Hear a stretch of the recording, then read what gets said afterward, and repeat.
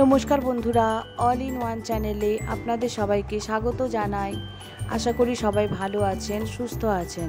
আমরাও ভালো আছি। দেখেই বুঝতে পারছেন আজকের ভিডিওটা হবে ড্রাগন গাছ ও ড্রাগন ফল নিয়ে। আমার হাতে আছে 3টে ড্রাগন ফল। ড্রাগনগুলো আমার গাছেই হয়েছে। দেখুন আমার গাছে এখন অনেক কুঁড়ি এসেছে। বর্ষার এই জল পেতে আর একটা সার আমি প্রয়োগ করেছিলাম। সেই সারটা হচ্ছে, আমি পরে বলে দিচ্ছি।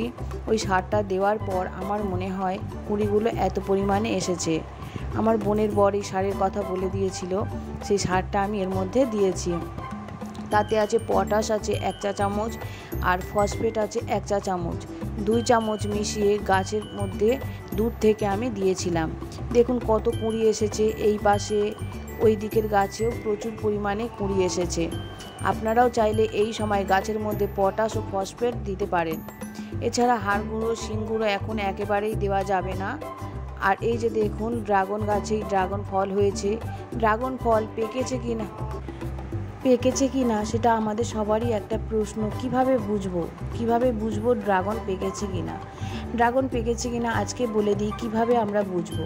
দেখুন ড্রাগনটা তো লাল লাল রং হয়ে গেছে, তবে লাল রং হলে এটাকে পাড়া যাবে না। দেখুন এর গায়ের যে সবুজ পাতা মতো, ওগুলো সবুজই হয়ে আছে। তবে এই ড্রাগন ফলটাকে দেখুন, এটা দেখলে বুঝতে পারবেন যে এটা একেবারে পেকে গেছে, এটাকে তোলার উপযোগী হয়ে গেছে। কারণ এর ধারের যে সবুজ পাতাগুলো দেখুন আর সবুজ নেই, একেবারে গোলাপি হয়ে গেছে। আর ড্রাগনটা আর একটু চেপে দেখবেন যে গাটা যেন নরম নরম লাগছে কিনা। এই ড্রাগনটা আমার নরম লাগছিল, আর আমি ওই জন্য, আর পাতাগুলোও সব গোলাপি হয়ে গেছে, ওই জন্য আমি তুলে নিয়েছি। আর ড্রাগন ফল কাঁচি ব্যবহার না করে কিভাবে আমি তুলে নিই সেটাও দেখুন তুলেছি।